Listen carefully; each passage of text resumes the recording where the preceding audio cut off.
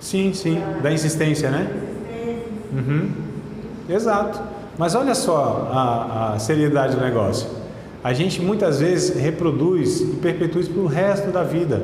E o grande perigo é esse, não é palavra de Deus, amados. É palavra nossa. Deus não tem compromisso com as nossas palavras. Oi? O que tem do juiz? O que está sendo ensinado lá?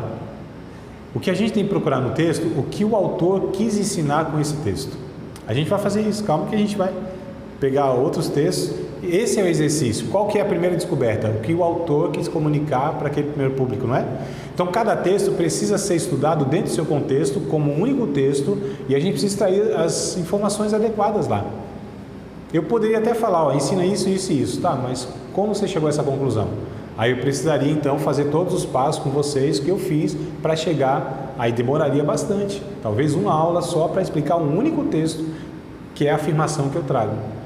Então, não é tarefa de preguiçoso, de distraído, de pessoas desleixadas.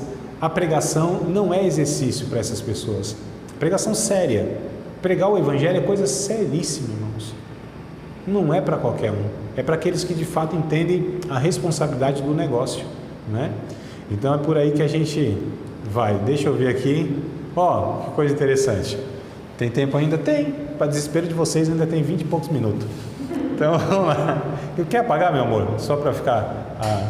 isso, fica mais nítido, né? Ó, o problema da distância cultural. Nós falamos da importância da geografia, lembra? Agora da questão da cultura. Segundo aos Coríntios, capítulo 2, verso de número 14, tem uma expressão que eu acho ela interessante. A primeiro momento, talvez, distraidamente, lendo a Bíblia, né? Como muitas vezes nós lemos. Até, sim, vou ler a Bíblia aqui, ler um trecho lá, superficialmente, aí você tira uma conclusão. Mas como já estamos aprendendo, a Bíblia não deve ser lida dessa forma, né? Nós precisamos de fato estudar a Bíblia, não é ler a Bíblia, é examinar a Bíblia. É o que a Bíblia diz que a gente tem que fazer, examinar as Escrituras, porque cuidais ter nelas a vida eterna e são elas que testificam de mim, disse Jesus. Se são nas Escrituras que nós temos a vida eterna, então nós devemos dar muita atenção a isso, examinar as Escrituras, né? É o que Jesus diz. Segundo aos Coríntios, capítulo 2, verso 14 ao 16, diz assim, ó: E graças a Deus que sempre nos faz triunfar em Cristo e por meio de nós manifesta em todo lugar o cheiro do seu conhecimento, porque para Deus somos o bom cheiro de Cristo nos que se salvam e nos que se perdem. Para estes, certamente cheiro de morte para a morte, mas para aqueles cheiro de vida para a vida. E para essas coisas, quem é idôneo? Lendo aqui, irmãos, vocês me ouvindo, esse texto fica claríssimo o que Paulo quis comunicar para aqueles irmãos e para nós, consequentemente? Fica assim claro, evidente? Acho que não, né? Cheiro de morte, cheiro de vida? Que expressão é essa? O que isso quer dizer? Olha só, quando a gente estuda a cultura, aqui está uma arte, né?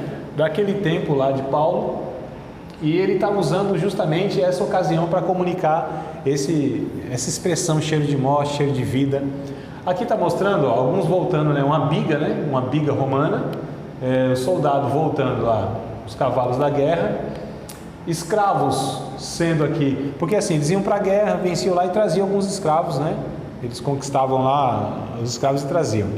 E aí, quando eles entravam lá em Roma, os soldados trazendo os escravos, eles, os romanos, recebiam esses escravos jogando perfume, né? Era um hábito deles, né? Para celebrar, para elogiar, enfim, jogavam perfume nesses soldados. Só que também os perfumes, eles também respigavam nos escravos que estavam ali sendo arrastados por eles. Para os soldados era cheiro de vida, para os escravos era cheiro de morte. Entendeu? Então Paulo, olha só, para eles era claro essa questão. Então cheiro de vida para, né, aqueles que estão para a vida, e cheiro de morte para aqueles que estão para a morte. Aqueles que são vitoriosos e os que são derrotados, no caso, pelo pecado. Percebam, amados, como tem uma questão cultural envolvida nas expressões, e fica mais claro quando a gente tem um conhecimento básico, simples, direto e correto da informação, no caso aqui cultural, como nós tivemos da geográfica, né? Coisa simples, mas faz toda a diferença.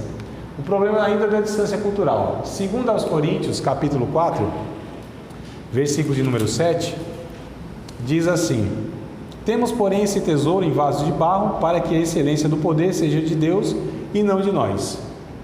Veja que coisa interessante. Por que Paulo faz essa menção de vasos de barro? A excelência, o tesouro em vasos de barro, né?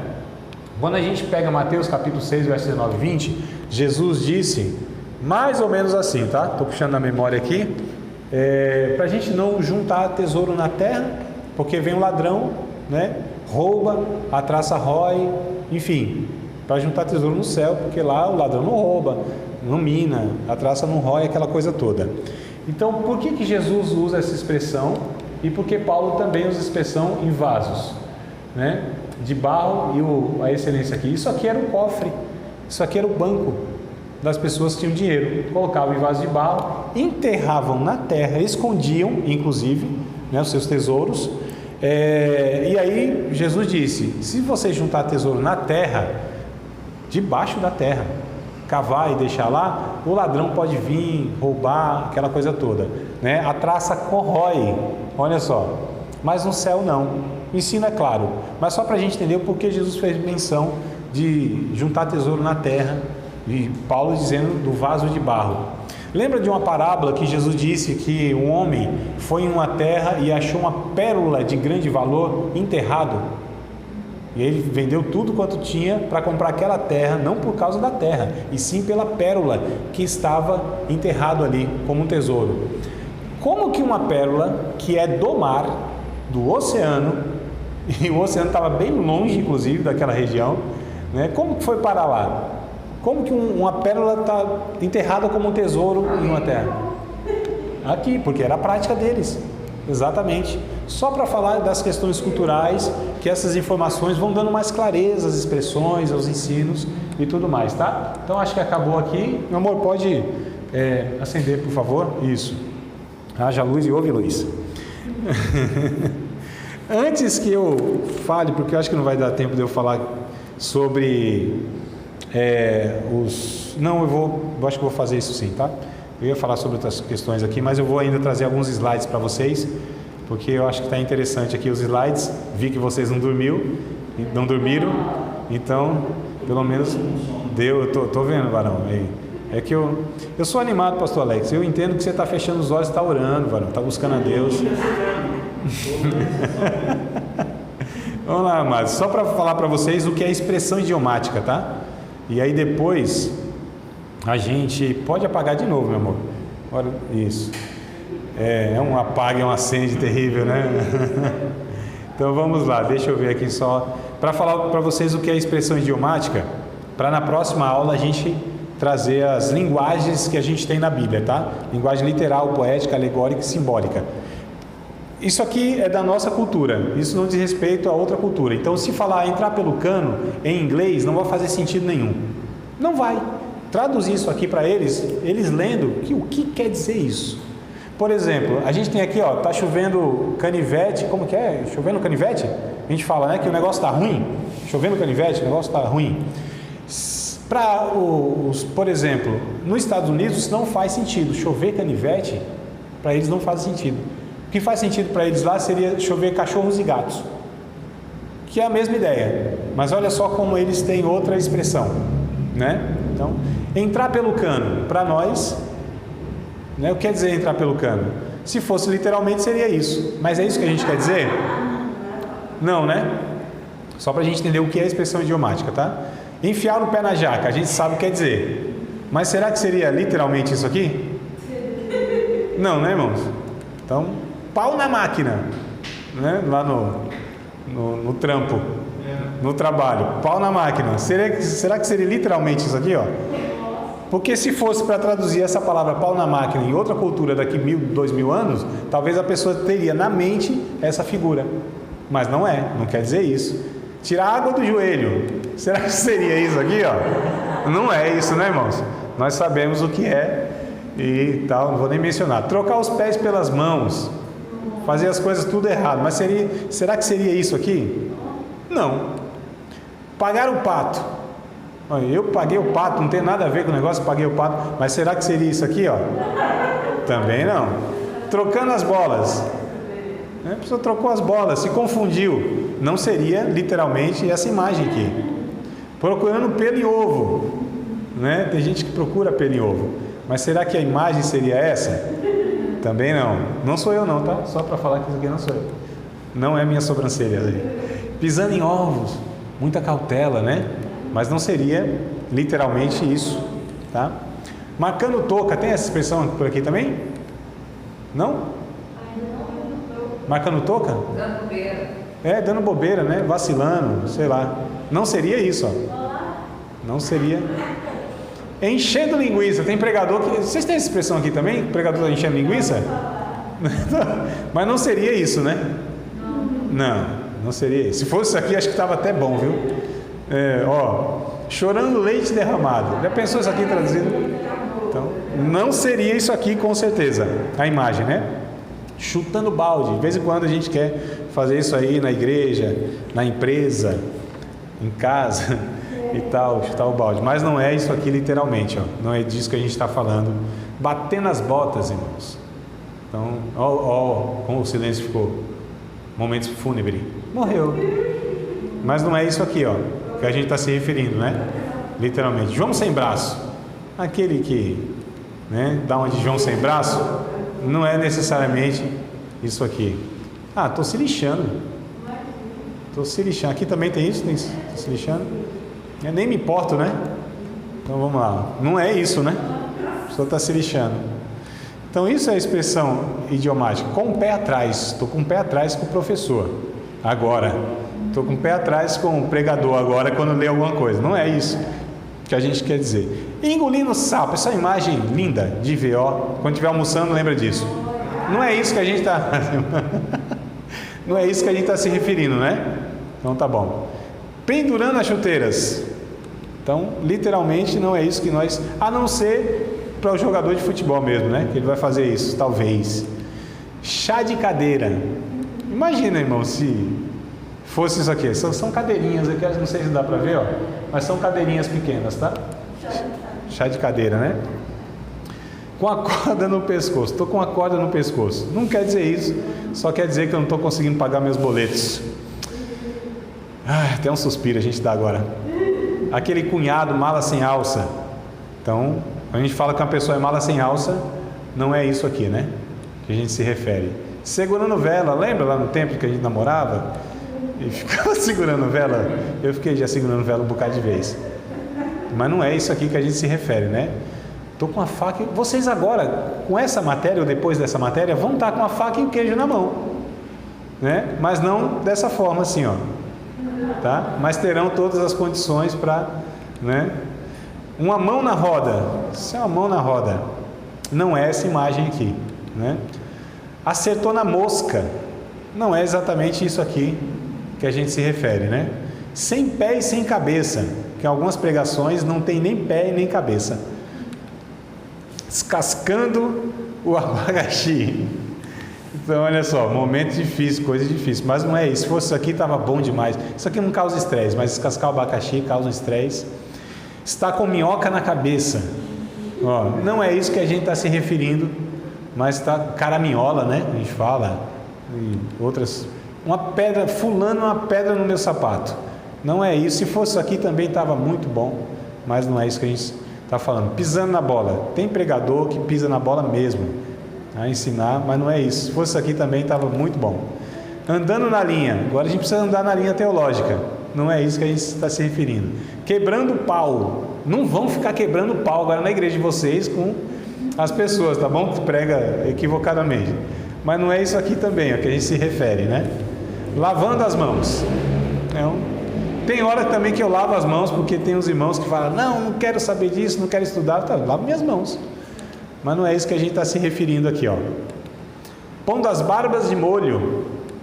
Então, quem sabe o que é pôr as barbas de molho? Não é isso aqui que a gente se refere, né? Vocês entenderam? Pode acender agora de novo, meu amor, por favor? Vocês entenderam a luz? Pode acender? A luz, quer ver? Aqui eu alcanço ela, a luz. Pode acender. Isso é expressão idiomática. Entenderam o que é expressão idiomática? Por exemplo, na Bíblia, a gente vê uma expressão assim, o próprio Jesus dizendo, né? Aliás, o próprio Jesus, deixa eu ver quem falou. Isso foi Jesus mesmo que disse. Sobre João Batista, dos nascidos de mulher, não tem homem maior do que João Batista. Irmãos, faz sentido uma frase dessa? Eu pergunto, quem não é nascido de mulher? Não parece uma coisa que não tem lógica? Todo mundo é nascido de mulher, mas é uma expressão idiomática. Naquela Não existe ninguém. Isso, mas é uma expressão que naquela cultura, lá em Israel, naquela língua, tem o seu significado. Para nós não tem lógica. E aí a gente precisa imaginar, a gente precisa tentar descobrir o que isso quer dizer exatamente. Isso é expressão idiomática. A gente vai perceber que, principalmente na língua hebraica, a língua hebraica não tem adjetivos para coisas abstratas. Não descreve coisas abstratas. Descreve saudade para mim. Como você escreveria saudade? Descreveria saudade? Não tem um termo, um adjetivo para descrever saudade, não é? Não tem um termo para descrever coisas abstratas. A língua hebraica é tudo concreto. É por isso que vai falar assim, as suas entranhas se moveu em suas entranhas. O furor do seu nariz. Já viram essa expressão no Antigo Testamento? O furor do seu nariz? Isso quer dizer o quê? A ira. Por quê? Porque eles observavam quando a pessoa ficava virada, o nariz dela ficava avermelhado, né? Fica com fome. Exato. Então olha só, mas está escrito isso aí, né? O furor do seu nariz. O que isso quer dizer? Quer dizer a ira da pessoa. Quando Jesus disse assim, olha, vocês não se preocupem o que vocês vão pregar, porque o Espírito Santo naquela hora vos dará boca. Isso não é literal. Por que tem essa expressão vos dará boca? Vos capacitará a falar. Porque a língua, apesar de, estou falando agora do grego, né? Mas as línguas originais, elas não têm essas expressões, né, para coisas abstratas. Tudo é concreto. Então concretiza os sentimentos. É bem interessante isso, né? Muitas vezes que a palavra de Deus vai falar coração, não se refere a esse órgão. E muitas vezes nem a sentimentos, e sim aos pensamentos, né? Então o que prejudica o homem? Não o que entra no homem, o que entra e sai fora. Mas o que prejudica o homem é o que sai do seu coração, né? Ou seja, do seu entendimento, dos seus pensamentos, da sua boca, os maus pensamentos, as fofocas, as calúnias e etc e tal. Então, só para a gente entender a linguagem bíblica, que a gente precisa compreender o que é uma expressão idiomática, para a gente identificar, né, aquilo. Eu vou trazer para vocês exemplos na próxima aula. Eu vou trazer aqui os textos que são literais, aqueles que são simbólicos, os que são alegóricos e os que são poéticos. Se a gente lê um texto e interpreta como literal sendo poético, vai dar ruim. Se a gente lê um texto poético e interpreta como literal, vai dar ruim. Se a gente interpreta um simbólico e interpreta como literal, vai dar ruim. A gente já está fazendo a leitura errada, a observação errada, a interpretação vai ser errada e a aplicação, com certeza, também vai ser. Você acabou de participar de mais uma aula de um dos nossos cursos do Seminário de Teologia, Vida Cristã, Palavra da Vida. Espero que tenha te abençoado, não só alargado o seu conhecimento teológico, mas que tenha também atingido o teu coração para que você possa, a cada dia mais, reproduzir a vida de Deus nas suas relações cotidianas. Se você ainda não é aluno oficial de um dos nossos cursos, se inscreva aqui no contato que vai aparecer do WhatsApp. Também nos siga nas redes sociais, se inscreva no nosso canal, compartilhe à vontade e Deus te abençoe.